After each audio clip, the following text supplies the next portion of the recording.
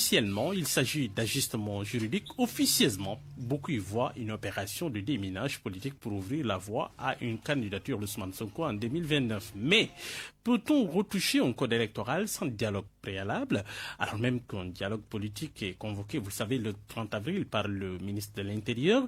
Le code consensuel de 92 qui a survécu, on le sait, à 3 alternances, est-il en train d'être fragilisé? C'est la première question.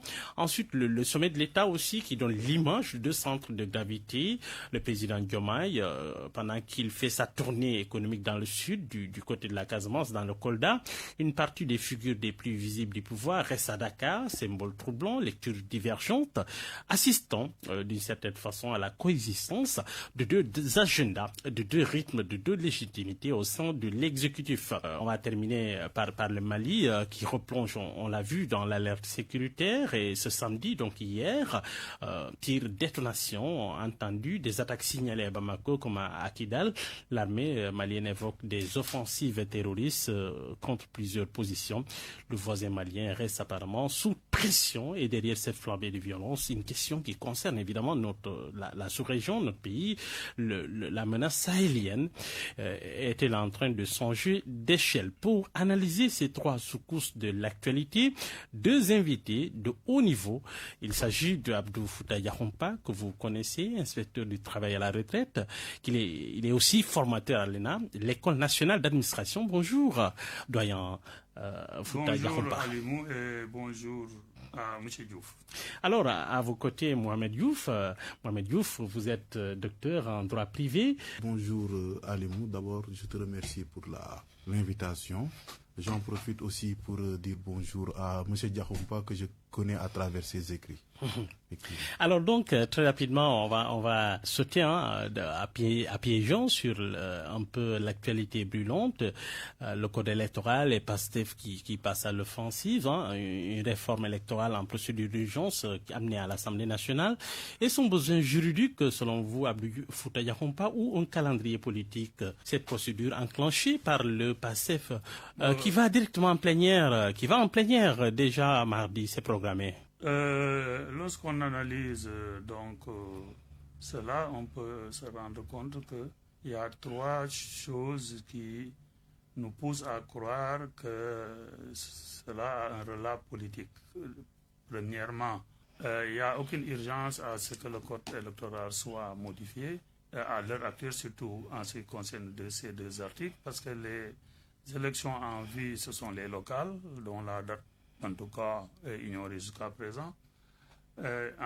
Deuxième chose, on ne peut pas convoquer un dialogue politique le 30 et vouloir le 28 aller à l'Assemblée et changer le code. D'habitude, le code, avant toute modification, il y avait un dialogue préalable. Que les acteurs soient d'accord ou non, quel que soit X, c'était toujours précédé d'un dialogue.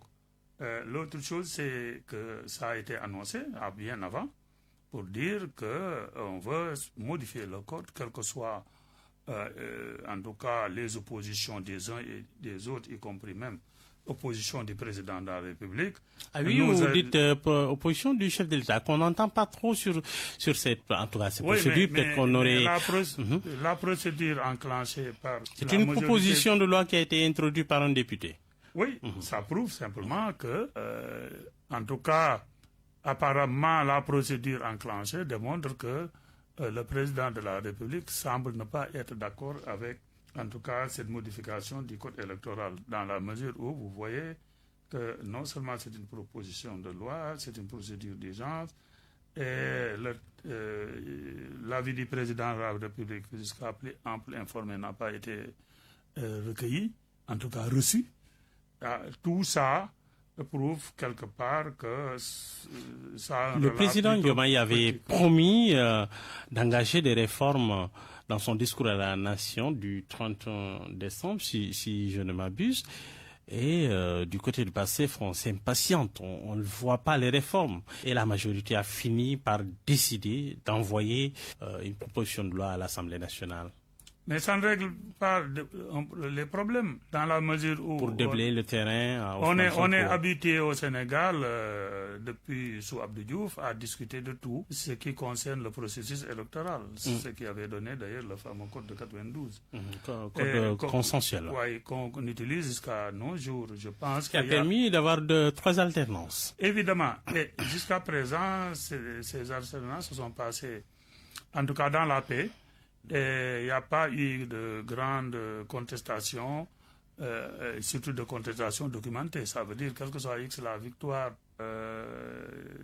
a été, en tout cas, une victoire par la suite reconnue par tous, parce que les résultats le permettent, dès lors que chaque coalition ou parti candidat avait des représentants au niveau des bureaux de vote ou du moins des centres de vote et avait leur PV, ce qui prouvait quelque part que les résultats retenus par le Conseil constitutionnel étaient des bons résultats. Maintenant, ce qui se passe, c'est que apparemment, j'ai l'impression que dans ce pays, on ne connaît plus les urgences ni ce qui est important. On va arriver à cela. Qu'est-ce qui s'est passé, Mohamed Diouf, selon vous, pour que PASTEF engage vraiment cette procédure d'urgence? Si je vous pose la question, c'est parce que, on le sait, le ministre de l'Intérieur, en tout cas, a convoqué les partis politiques pour un dialogue politique le 30 avril. Et quelques jours avant, une procédure d'urgence enclenchée par la majorité. Finalement, qu'est-ce que cela évoque? Dites-moi. Bon, globalement, par rapport à votre interpellation, vous l'avez interpellé sur 2 axes, l'angle juridique et l'angle politique. Du point de vue juridique, il n'y a pas de difficulté particulière, c'est permis.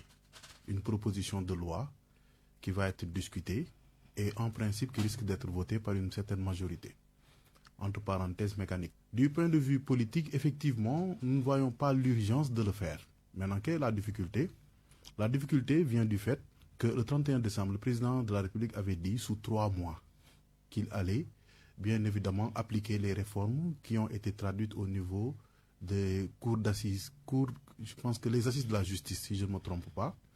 Maintenant, quelle est la difficulté? Vous avez certains députés qui ont dit qu'effectivement le président de la République n'avait pas tenu promesse. Et à partir du moment où le président de la République n'avait pas tenu promesse, ils allaient, entre parenthèses, sécuriser la candidature de Ousmane Sonko. Ce qui pose une difficulté fondamentale, c'est-à-dire que cette proposition qu'ils sont en train de faire est fortement politique. Ah oui? Et effectivement, elle est fortement politique. Pourquoi? Parce qu'eux, ils veulent sécuriser la candidature dans la mesure où ils sont dans le pouvoir mais jouent un rôle d'opposition. Je m'explique. Ces personnes de PASTEF disent, Urbi et Orbi, qu'ils ont mis au pouvoir le président Diomaye. Lequel président, entre parenthèses, n'a pas respecté ses promesses. Nous ne savons pas quel est le contenu des promesses. À partir de ce moment, vous avez le président de la République qui crée sa propre coalition. Et qui assume. Président. Oui. Et vous avez même le même président qui refuse de sortir de PASTEF. Vous avez des membres de PASTEF qui l'acceptent ou qui ne l'acceptent pas. Certains disent qu'il est sorti de facto, mais n'est pas encore sorti juridiquement de PASTEF. Pas du tout, pour le moment. Vous avez celui qui préside au destiné de PASTEF, en l'occurrence Ousmane Sonko, qui veut forcément être président.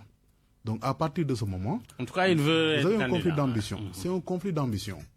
Donc c'est une guerre entre 2 personnes. Et c'est cette guerre-là qui en réalité pousse ceux qui sont considérés comme étant les bras armés, en l'occurrence les députés, à agir pour sécuriser celui qu'ils considèrent comme étant leur leader. Donc on peut en déduire qu'effectivement il y a une guerre fratricide. Vous avez PASTEF qui, entre parenthèses, a mis au pouvoir le président Diomaye, mais qui vient s'opposer au président Diomaye.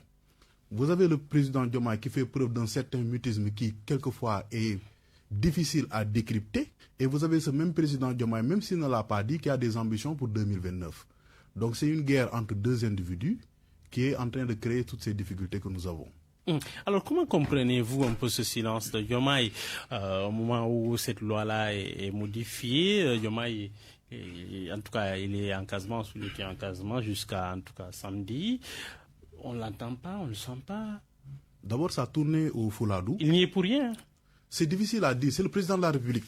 Le président de la République a des informations que nous n'avons pas. Maintenant, c'est sa posture politique qui est difficile à décrypter, dans la mesure où, quand il était à PASTEF, c'est lui qui gérait réellement PASTEF. Le parti. Oui, c'est lui qui gérait le parti. L'organisation. Effectivement. Donc vous avez une figure de proue qui était Ousmane Sonko, mais tout ce qui est l'aspect qui est relatif à la logistique, tout ce qui est administratif était géré par Diomaye, donc il connaît Pastef. Maintenant, ce qui est difficile à comprendre, entre parenthèses, c'est que certains Sénégalais considèrent que le président Diomaye ne peut pas prendre ses responsabilités. C'est difficile à dire dans la mesure où on ne peut pas entrer dans sa tête pour pouvoir décrypter ses ambitions. Maintenant, je pense que dans quelques jours, nous aurons certaines informations et certaines réponses à nos interrogations, dans la mesure où la semaine à venir sera une semaine charnière. En quoi? Dans le principe, cette proposition-là devrait passer. Sous réserve a posteriori que le Conseil constitutionnel ne le censure pas, dans la mesure où toutes les propositions de loi de PASTEF, on connaît la position du Conseil constitutionnel. C'est-à-dire que quelquefois, vous vous demandez, est-ce que le PASTEF a des gens qui sont spécialistes de la logistique, de l'écriture des lois? Pourquoi? Parce qu'effectivement, quand vous votez une loi, cette loi ne doit pas trahir la Constitution. Pourquoi? Parce que la Constitution est la norme suprême. C'est la raison pour laquelle, à chaque fois, je pense que nous avons été spectateurs de toutes les lois que PASTEF a pris, entre parenthèses, et qui a une coloration politicienne, on sait là où ça a abouti. Le Conseil constitutionnel a censuré. Y a-t-il risque, dites-moi, Mohamed Diouf, que le Conseil constitutionnel censure cette loi si elle est envoyée devant le juge constitutionnel? Ça, c'est la nature du Conseil constitutionnel qui permet quelquefois de répondre par la positive. Pourquoi? Parce que le Conseil constitutionnel, ce n'est pas seulement un juge du point de vue de l'organe judiciaire, c'est aussi un juge politique. Donc, il prend en compte des aléas politiques.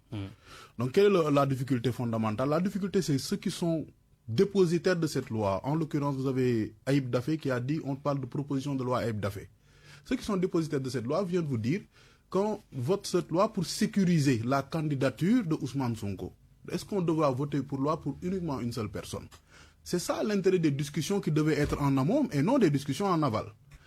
Pourquoi? Parce que si, dès le début, le code électoral a fait l'objet d'une discussion, mais avant même de modifier le code électoral, il faut discuter d'abord et après modifier. Maintenant, si vous modifiez le code électoral, après vous discutez, quel est l'intérêt de cette discussion? Ça n'a pas de sens. Ça n'a pas de logique. C'est-à-dire que cette opposition que nous avons entre parenthèses, si elle est cohérente, ne devrait même pas y aller. Parce que ça n'a pas de sens.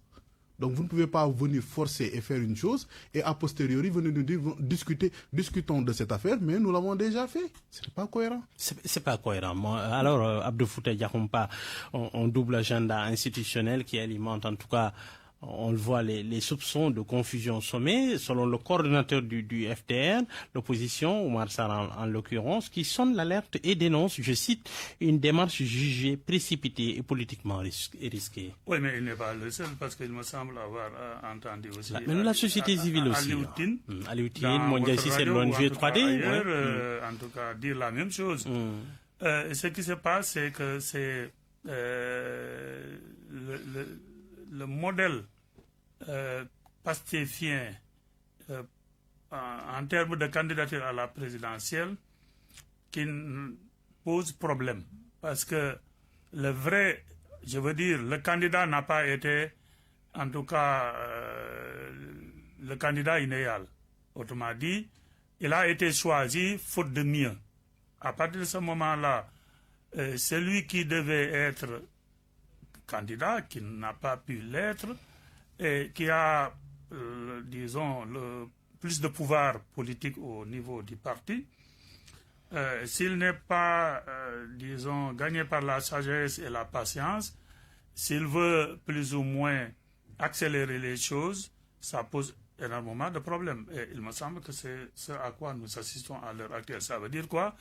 Ça veut dire qu'on a un président de parti, premier ministre tout puissant, qui pense au fond de lui-même qu'il a fait élire le président de la République, qui voudrait que le président de la République ait les mêmes opinions, les mêmes idées, en tout cas que lui, ce qui ne peut pas être, parce que ce sont après tout deux êtres humains, et cela crée plus ou moins un malaise au sommet. Et ce malaise se traduit à tous les niveaux.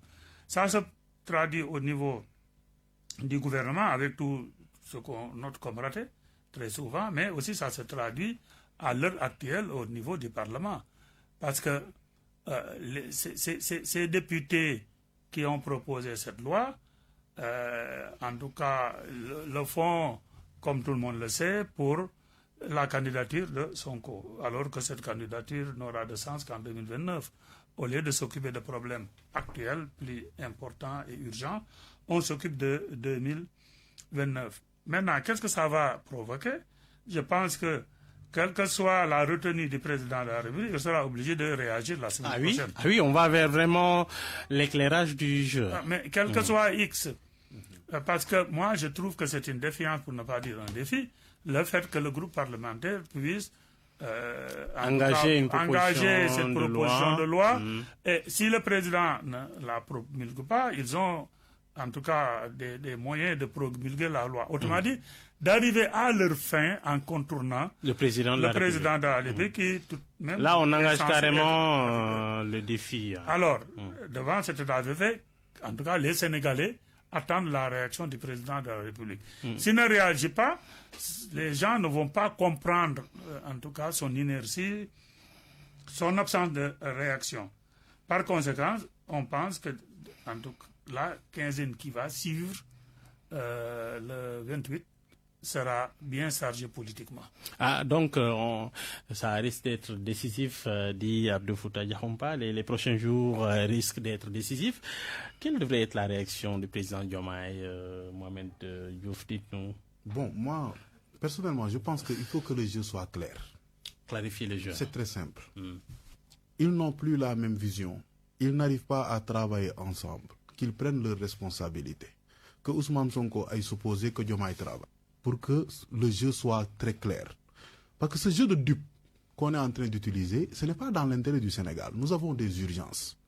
Nous avons un tissu économique qui est assez compliqué. Nous avons des échéances qui arrivent. Donc nous n'avons pas le temps d'une politique constante. Quel est le problème au Sénégal? Depuis 2019, on fait de la politique, on ne travaille plus. Depuis 2019. Et la Covid-19 en 2020. On ne travaille plus. Maintenant, à partir de ce moment, qu'est-ce qui va se passer? Mais les Sénégalais souffrent.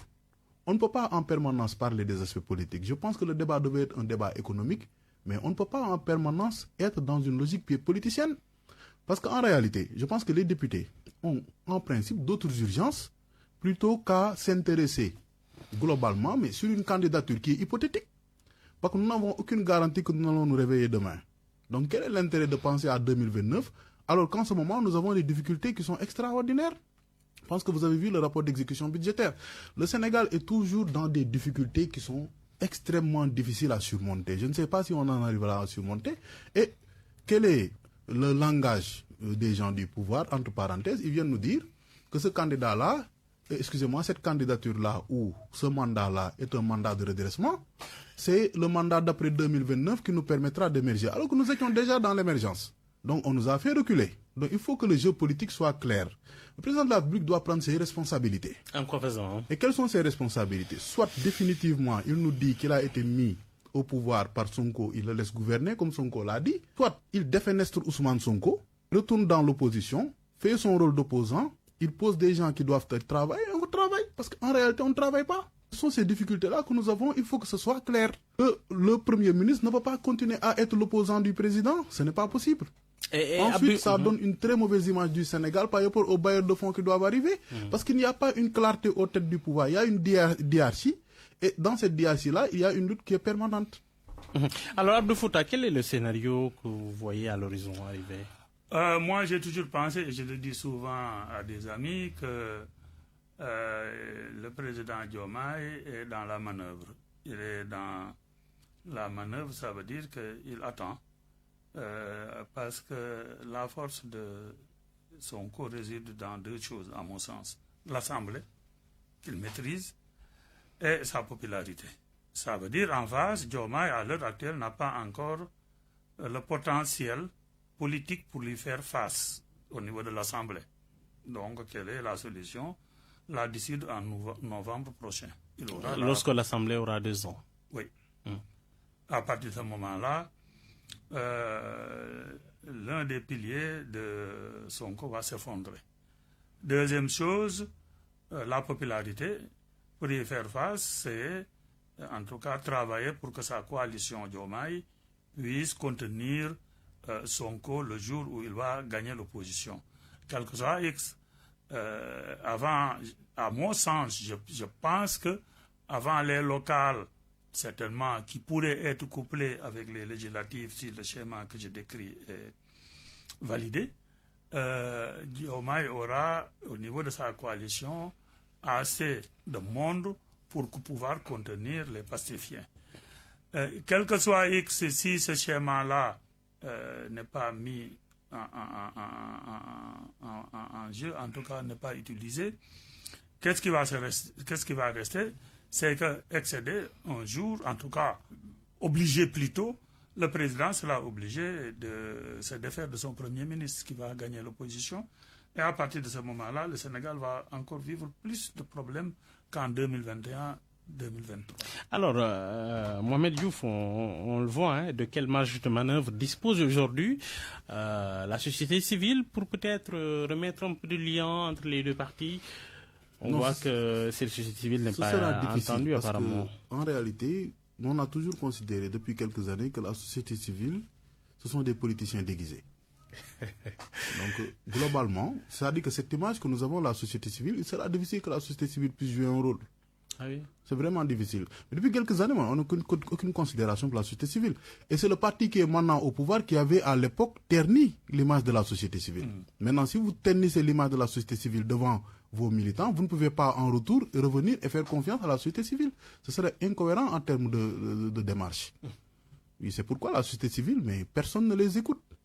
Bon, eux, ils pensent que les gens les écoutent, mais bon, à mon avis, personne ne les écoute. Et ce qui est pire, c'est que d'autres acteurs qui pouvaient intervenir ont été plus ou moins, j'allais dire, écartés.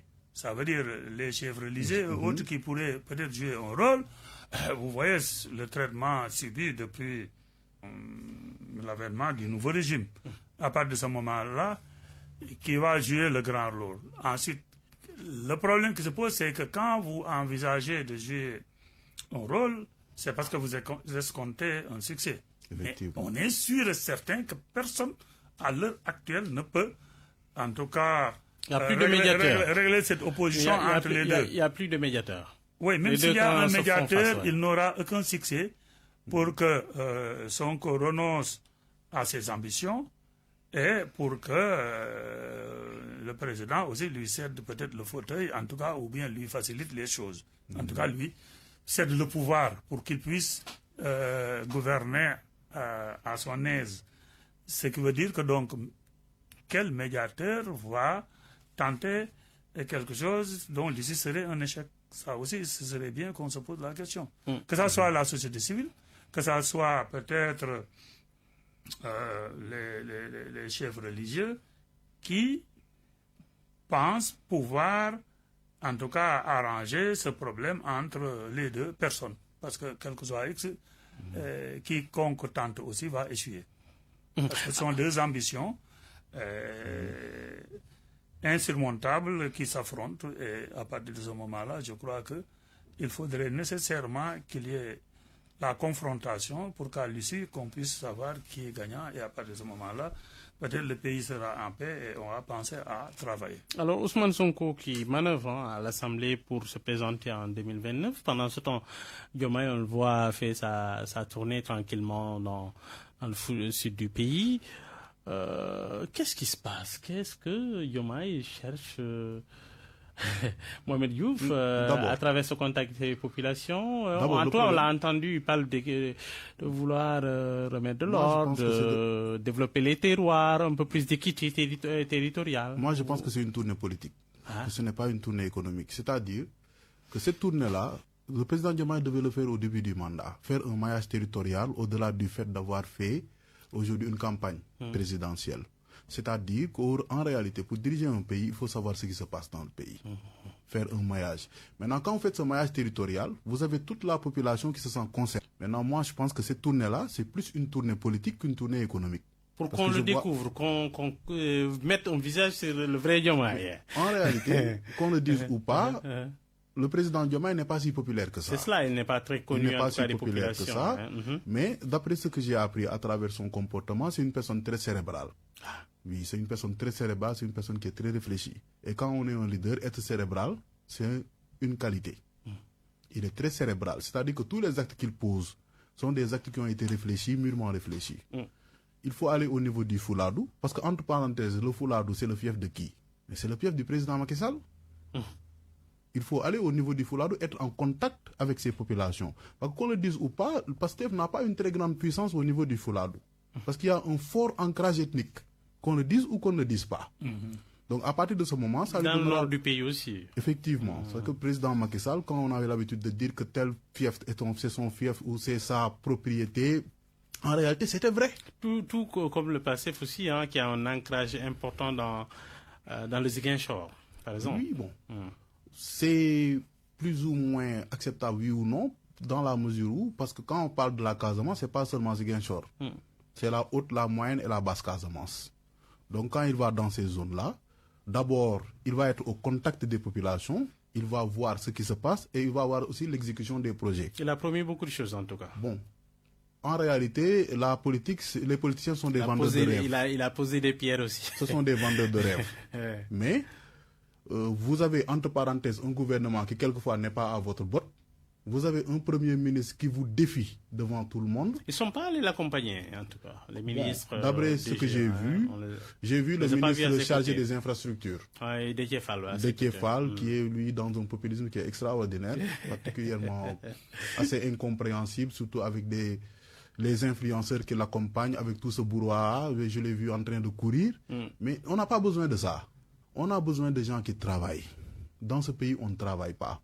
Maintenant, si le président de la République comprend qu'effectivement, il est temps de se mettre au travail, c'est une bonne chose. Le fait qu'il fasse des inaugurations, le fait qu'il soit en contact avec les populations, ça donne une bonne image. Parce qu'il a besoin réellement de ça. Ça suffit pour avoir la légitimité? Du tout. Au Sénégal, il est difficile de déchiffrer la légitimité d'une personne. Il est très très difficile de les déchiffrer. Pourquoi? Nous sommes combien de Sénégalais? Nous sommes 18 millions à peu près de Sénégalais. Il y a moins de 5 millions de Sénégalais qui votent. C'est ce que les gens oublient. Maintenant, parmi les personnes qui votent, il y a très peu d'intellectuels. Donc, vous devez vous adresser à qui? Vous ne devez pas vous adresser seulement à la masse des intellectuels. Vous devez vous adresser à la personne qui est au niveau de son atelier de mécanicien, qui est en train de faire de l'artillerie. Vous avez besoin de ces personnes. Vous avez aussi besoin de sortir, d'être en contact avec les campagnards. Parce que vous ne pouvez pas être dans une logique citadine. C'est-à-dire que le président Diomaye était trop enfermé ici à Dakar. Il a besoin de sortir, il a besoin que les Sénégalais le connaissent.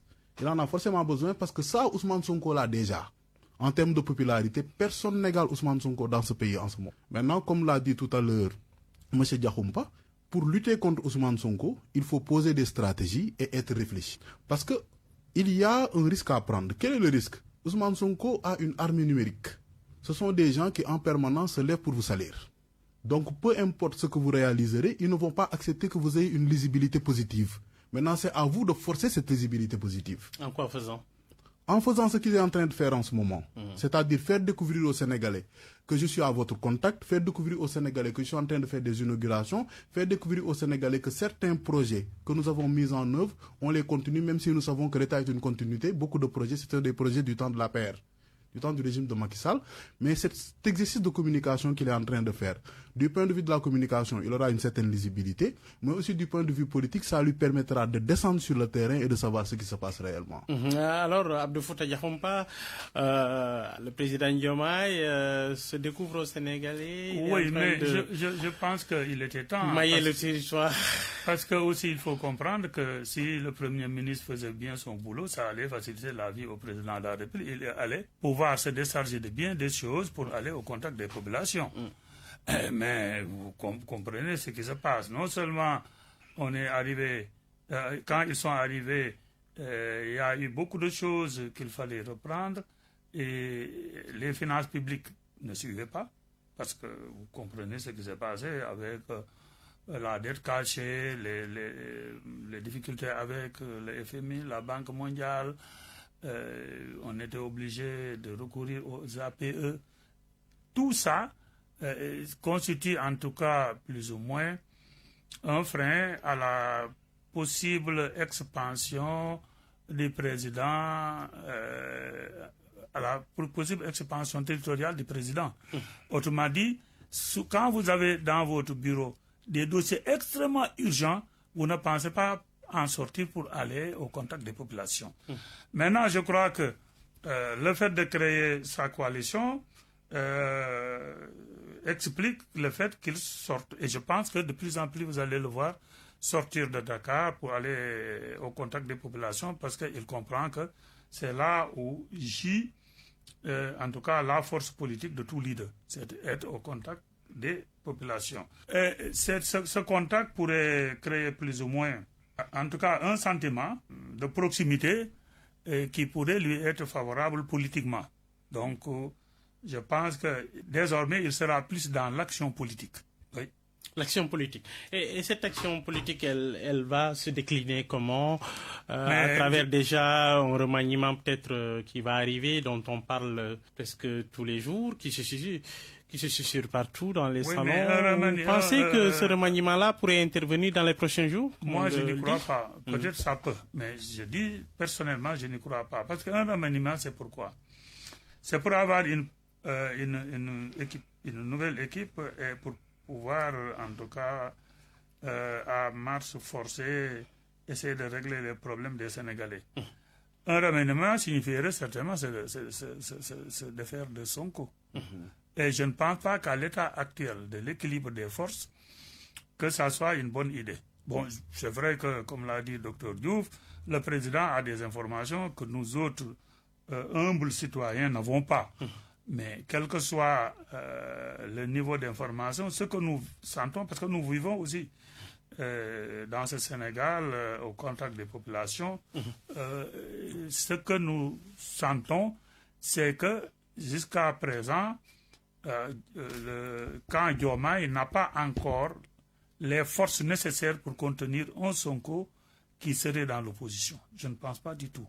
Par conséquent, il est utile qu'il manœuvre encore, qu'il patiente, qu'il temporise en attendant d'avoir les forces suffisantes pour faire face. Parce que, au-delà de la popularité de Sonko, qui est intacte, quoi qu'on puisse dire, parce qu'après tout aussi, nous sommes au contact des populations, il y a aussi ce que disait tout à l'heure le docteur, cette armée numérique qui peut faire autant mal que en tout cas des personnes humaines, autrement dit des militants ou des électeurs.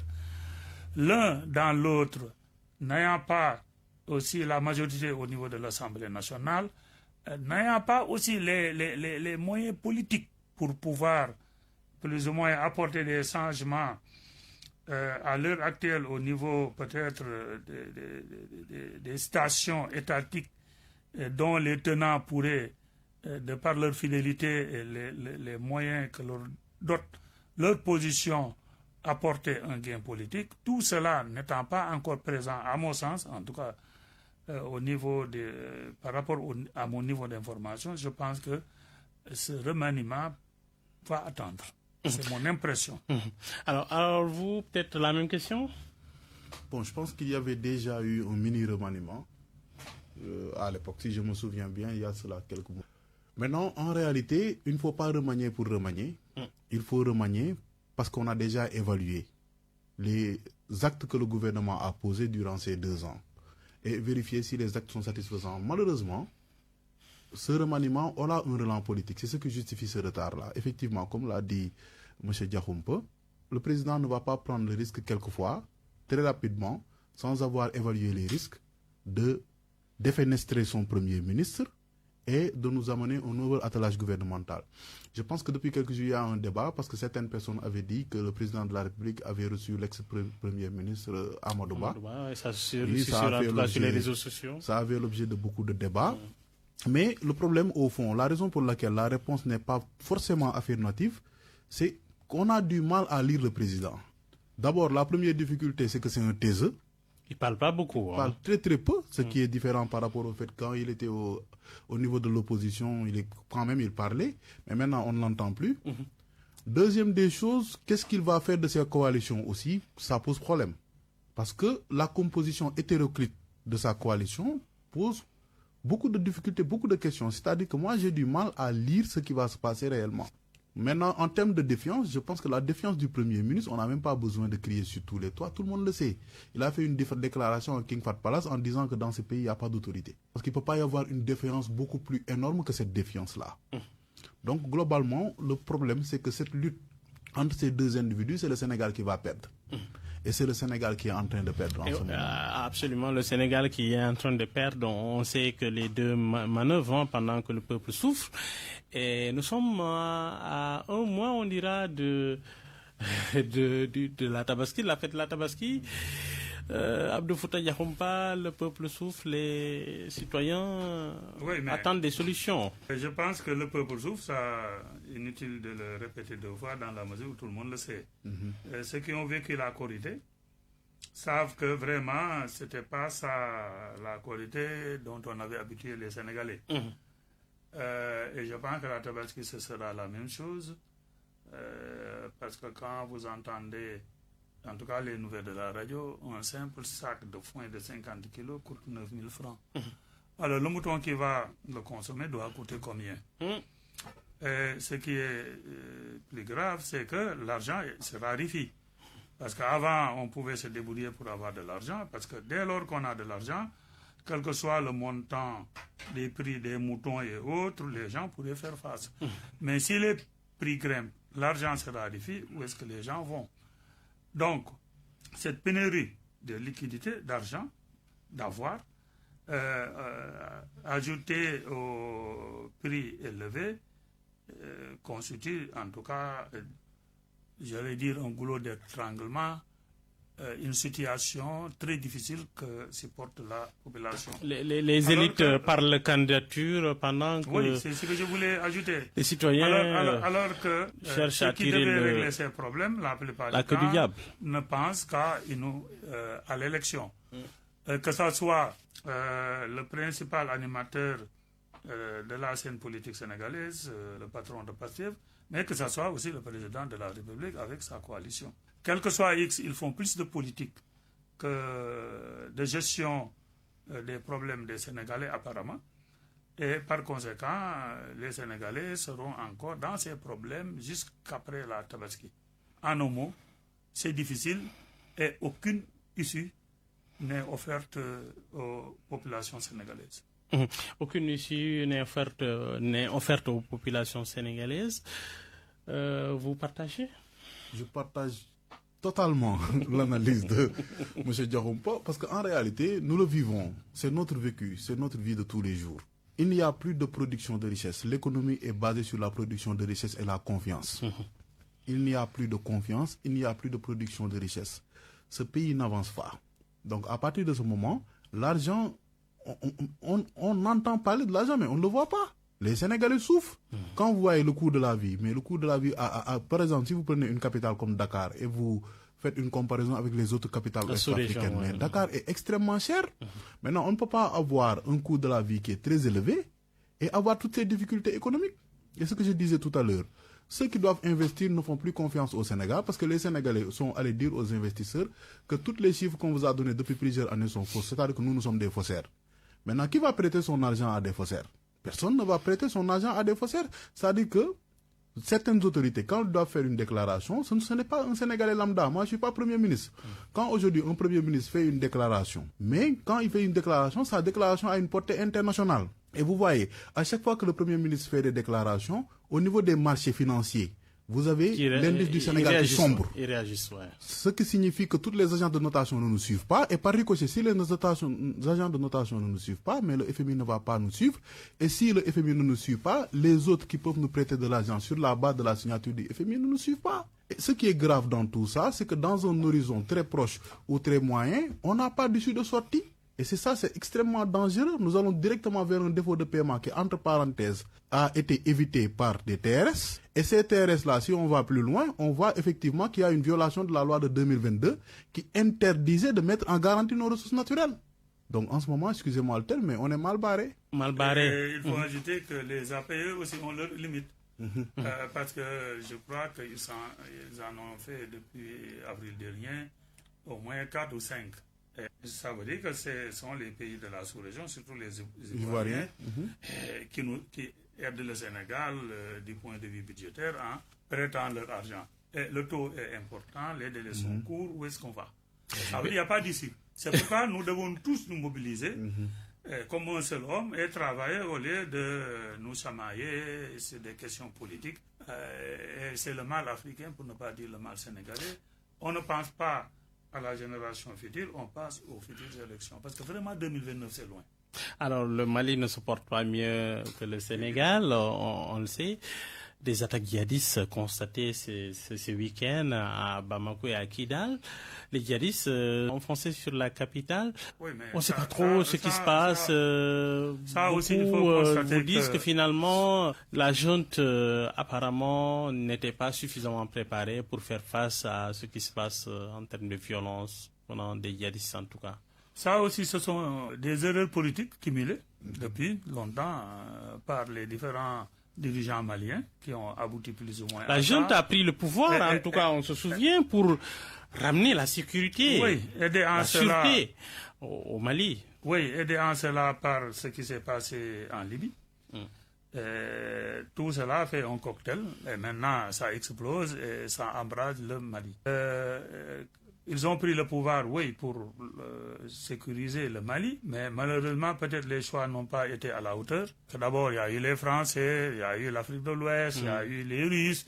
Ils font face aux djihadistes, mais derrière les djihadistes, tout le monde sait qu'il y a des puissances. Parce que quand vous regardez leur équipement, tout ce qu'il y a comme véhicule, moto, armement, moyens de télécommunication, vous devez savoir que ce n'est pas une richesse produite au niveau du Mali. Et ce qui est désolant, c'est que ce n'est pas simplement au Mali que les autres peut-être résistent encore. Tous ces pays confrontés au terrorisme ou au djihadisme résistent encore, mais rien ne nous dit que si le Mali tombe, les autres ne vont pas tomber. Et ce serait vraiment malheureux pour la sous-région. Et d'autant plus malheureux pour nous Sénégalais que le Mali est non seulement frontalier du Sénégal, mais c'est plus ou moins les mêmes populations. C'est aussi, au point de vue économique, disons, un partenaire essentiel du Sénégal en termes d'exportation. Tout cela fait que ce qui se passe au Mali est fortement ressenti au Sénégal. Prions pour que l'armée malienne puisse prendre le dessus sur ces djihadistes et rétablir la paix et la sécurité dans ce pays. À défaut, on a, nous, Sénégalais, à craindre que le ressac, en tout cas l'effet vague, ne puisse nous intéresser tôt ou tard. Alors, on sait que le Mali a fait appel à la Russie, à Wagner et ensuite à Africa Corps qui accompagne les forces maliennes sur le terrain. Mais on le voit, le tout militaire apparemment atteint ses limites là. C'est-à-dire qu'il y a quelque chose qui est très simple. L'État n'a pas d'amis, l'État n'a que des intérêts. On a écarté les Français pour amener les Russes. Ils ont les mêmes intérêts. C'est-à-dire qu'on sait ce qui s'est passé au niveau de l'armée malienne. La question, c'est de savoir comment étaient payés les Russes sur la base de ressources naturelles. Oui, l'or, principalement. Oui, sur la base de ressources naturelles. Donc, on a écarté le colonisateur pour amener un autre colonisateur. La déstabilisation du Mali, elle est très simple. La déstabilisation du Mali vient de la déstabilisation de la Libye. Quand il y a eu déstabilisation de la Libye, certains groupuscules qui étaient contrôlés par Kadhafi sont allés au niveau du Sahel et ont été en réalité aidés par certaines, je pense que certains peuples, notamment au niveau du Massina, qui se sentaient abandonnés par la capitale, Bamako. On s'est rendu compte que la corruption que certains politiciens faisaient a eu un impact direct et n'a pas développé ces terroirs. Ces gens-là se sont sentis marginalisés. Et quand ils se sont sentis marginalisés, il y a eu la présence de groupes terroristes et ces groupes terroristes-là ont carrément coupé le Mali de sa souveraineté. Donc en réalité, depuis plusieurs années, il n'y a pas d'État malien. Donc les militaires sont venus au pouvoir avec des promesses, mais nous avons vu que les militaires se sont embourgeoisés. Et quand ils se sont embourgeoisés, ils n'ont pas tenu leurs promesses. Par voie de conséquence, qu'est-ce qui se passe? Quand vous regardez aujourd'hui les terroristes, entre parenthèses, ce qu'on appelle terroristes, mais ils ont des outils qui sont très rudimentaires. Et l'armée malienne est incapable de faire face. Donc, qu'est-ce qui se passe? C'est qu'en réalité, ce que les civils avaient fait, les militaires sont en train de faire la même chose. Et la même chose est en train de se passer au Burkina Faso. À partir du moment où des militaires prennent le pouvoir, mais ils s'embourgeoisent et ne veulent plus quitter le pouvoir. C'est le cas en tout cas du Mali, c'est le cas du Burkina et le cas du Niger, où on organise plus d'élections. Assimi Goïta ne veut plus quitter le pouvoir. Maintenant, on ne t'empêche pas de quitter le pouvoir. Mais quand même, tu avais dit que tu allais réarmer l'armée, que tu allais restructurer ton armée, mais tel n'a pas été le cas, ce qui justifie ce qui s'est passé ce matin. Ce n'est que ça. Le Mali n'a plus d'État. Quand on regarde les composants de l'État du point de vue sociologique ou du point de vue juridique, mais le Mali ne les remplit plus. Et justement, d'ailleurs, les rebelles Touaregs, en tout cas maliens du Front de libération de l'Azawad, revendiquent avoir pris le contrôle de la ville, clé de Kidal. Et selon des témoins, des combattants proches d'Al-Qaïda ont été vus dans la ville, mais pas de certitude quant à savoir s'ils combattent aux côtés du FLA. Les passerelles, dit-on, existent toutefois entre les deux groupes. Mais ça ne surprend personne. C'est des groupes djihadistes qui font apparemment tandem. Ça ne surprend personne parce que du temps, il y avait même l'AQMI qui était là-bas, Al-Qaïda au Maghreb islamique. Ça ne surprend personne. C'est-à-dire, là où il y a le désespoir, le terrorisme peut s'installer. Là où il y a le désespoir, le terrorisme peut s'installer. Quand vous avez une population qui se sent abandonnée par le pouvoir central, il est facile de happer ces jeunes-là et de les amener dans une logique terroriste. Et c'est ce qui s'est passé. C'est vraiment dommage. Finalement, le Sénégal doit-il revoir sa doctrine sécuritaire face à l'instabilité régionale? On sait que, en tout cas, l'armée sénégalaise a un verrou dans l'axe Est. Est-ce que vous pensez que nous sommes suffisamment protégés? Le Sénégal a anticipé depuis longtemps, parce que quand vous voyez bien au niveau de la région de Tambacounda et de Kédougou, il y a de nouveaux camps, il y a des forces prêtes et bien équipés qui sont encore, en tout cas, positionnés dans ces deux parties du Sénégal, alors qu'il y a 10 ans ou 15 ans, il n'y en avait pas assez. Tout le monde comprend que, je l'ai dit tantôt, le Mali et le Sénégal, c'est comme le Sénégal et la Gambie. Ce sont les mêmes populations, ce sont les mêmes parents. Ce sont en tout cas des réseaux anciens qui sont là. Ce qui fait que ensuite nos frontières sont poreuses. Par conséquent, le Sénégal avait tout compris et je pense que aussi bien l'armée dans sa composante soldats et l'armée dans sa composante gendarmerie est assez bien présente dans ces zones. Mais ce qu'il faudrait faire, et que nous tous comprenons, c'est qu'il ne faut pas que le djihadisme, en tout cas, que l'idée du djihadisme s'installe au Sénégal. C'est ça. Et pour ce faire, on devait pouvoir actionner 2 leviers, pour ne pas dire 3. D'abord, impliquer, faire de sorte que les populations des zones excentrées se sentent vraiment impliquées dans tout ce que l'État décide, comme vient de le faire le président de la République en allant à Médina Yoro Fula, qui est un département vraiment enclavé, un peu sur les marges. Extrêmement sous-développé, il n'y a pas d'infrastructure, etc. Donc, impliquer les gens. Ensuite, aussi, utiliser les ressorts sociaux, les réseaux aussi religieux, sociaux, de parenté, pour plus ou moins conscientiser les jeunes, les populations, pour leur montrer qu'il n'y a aucun intérêt à adhérer à des mouvements djihadistes qui ne leur apporteront pas grand-chose. L'autre aspect, on l'a déjà dit, c'est l'aspect sécuritaire, mais aussi la stabilité au niveau du sommet de l'État est un gage de stabilité générale. Ça aussi, je pense qu'il faudrait que les gens fassent des efforts pour qu'il y ait moins de bisbilles au sommet de l'État, et qu'on s'occupe vraiment des problèmes plus sérieux du Sénégal, y compris la question sécuritaire, compte tenu de ce qui se passe au Mali. Compte tenu de ce qui se passe au Mali, l'armée, en tout cas malienne, évoque une situation sous contrôle. Dans un communiqué, elle affirme que les assaillants ont essuyé de violents revers grâce au professionnalisme et l'engagement des FAMA, les forces armées maliennes, et assure que la situation est sous contrôle. Vous croyez en ça? Ce n'est pas du tout rassurant, parce que ce qui est anormal, c'est comment se fait-il que ces gens soient arrivés à la capitale? Tout ce qu'ils ont traversé. Donc, le Julim était déjà au port de la capitale malienne. Ce qui signifie qu'il y a des failles de sécurité extraordinaires. Et il va falloir que les Maliens, entre parenthèses, le gouvernement malien se reprenne. Le Mali n'a pas d'État et c'est anormal. Maintenant, la déstabilisation du Mali... C'est un vaste pays en tout cas. C'est un pays qui est très vaste, mais peu importe sa vastitude, on doit avoir un État. On doit avoir la présence des représentants de l'État dans chaque région malienne. On doit avoir la présence des forces régaliennes dans chaque région malienne. C'est ce qui est normal. Les États-Unis, c'est énorme. Mais vous avez la présence de l'État dans tous les États. Et ça, ce qui se passe est assez inquiétant aussi pour le Sénégal. Ce sont des risques qu'on ne peut pas prendre. Je pense que du temps du président Diouf, le président Diouf a dû intervenir en Guinée-Bissau pour la stabilité du Sénégal. On ne peut pas en arriver pour l'instant à ce niveau. Entre parenthèses, l'État malien est un État souverain, mais il ne faut pas que le Mali tombe. Parce que la déstabilisation du Mali peut avoir des impacts sécuritaires énormes. Faut-il envoyer des forces pour soutenir le voisin malien? Il faut intervenir aussi en Gambie, d'abord, avant d'aller en Guinée-Bissau. Koukoui Samba Sagna, qui voulait déstabiliser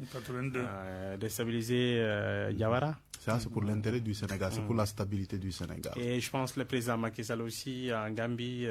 Oui. Quand Yaya Jammeh avait refusé les élections. Très bien, alors.